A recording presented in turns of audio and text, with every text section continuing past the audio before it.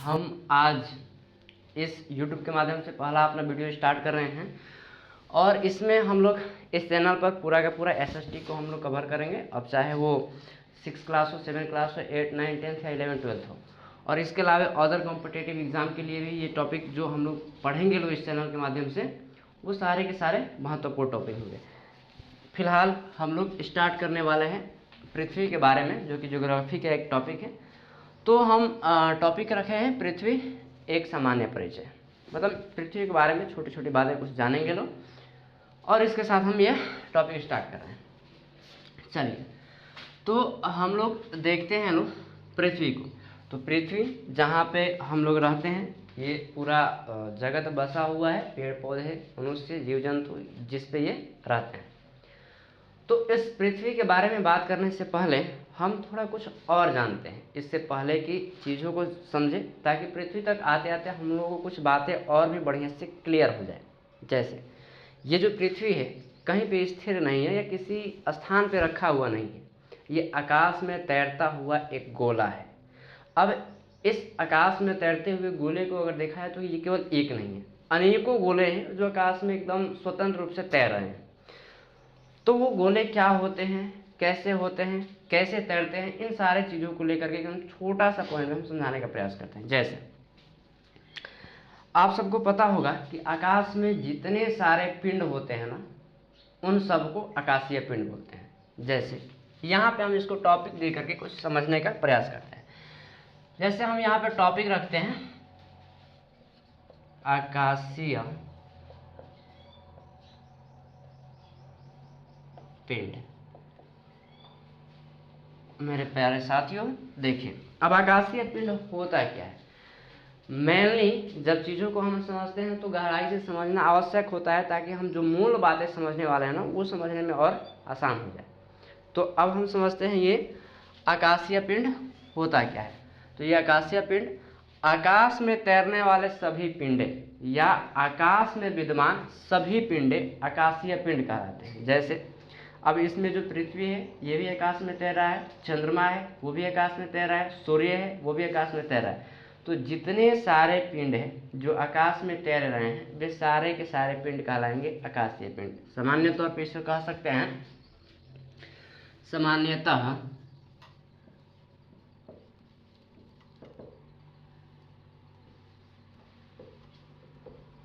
आकाश में विद्यमान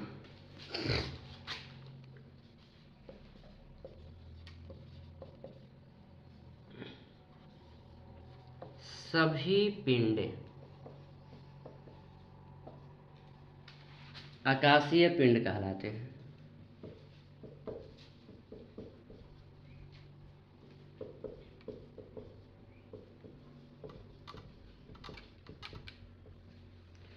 हैं।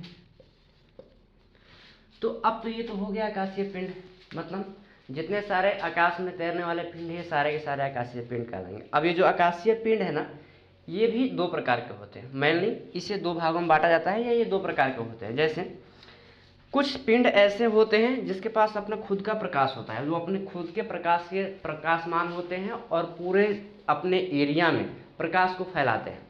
और कुछ पिंड ऐसे होते हैं जिसका अपना खुद का प्रकाश नहीं होता है, वो दूसरे किसी पिंड के प्रकाश से प्रकाशमय होते हैं। जैसे अब समझिए इसको, सूर्य। तो ये जो सूर्य है ना, इसका अपना खुद का प्रकाश है और ये अपने प्रकाश से प्रकाशमान होता है और अपने आसपास के पिंडों को प्रकाशित करता है। तो ये हो गया एक अलग पिंड जिसके पास खुद का प्रकाश है। अब इसको समझते हैं दूसरा। अब जैसे मान लेते हैं ये पृथ्वी जिस पे हम लोग रहते हैं, इसका अपना खुद का कोई प्रकाश नहीं होता है। ये सूर्य के प्रकाश से प्रकाशमय होता है और ये चमकता है। तो ये हो गया एक अलग पिंड जिसके पास अपना प्रकाश नहीं होता है। तो इस तरीके से जो ये होता है ना, प्रकाश और अप्रकाश, यानी जिसके पास अपना प्रकाश है और जिसके पास अपना प्रकाश नहीं है, तो इस आधार पर आकाशीय पिंडों को दो भागों में बांटा जाता है। एक है दीप्त पिंड और दूसरा है अदीप्त पिंड।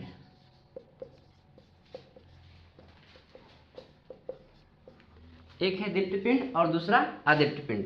तो दीप्त पिंड किसे कहेंगे ये समझते हैं। देखिए, वैसा आकाशीय पिंड जिसके पास अपना खुद का प्रकाश हो उसे कहेंगे दीप्त पिंड। यानी जिसके पास खुद का प्रकाश हो, जिसके पास स्वयं का प्रकाश हो,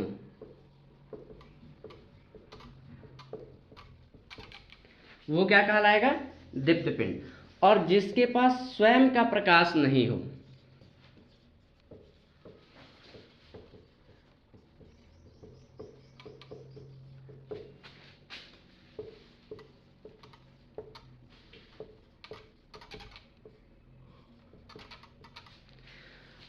समझ में आ रहा है? अब जैसे देखिए, दीप्त पिंड, वैसा आकाशीय पिंड जिसके पास अपना खुद का प्रकाश हो, स्वयं का प्रकाश हो, उसे बोला जाता है दीप्त पिंड।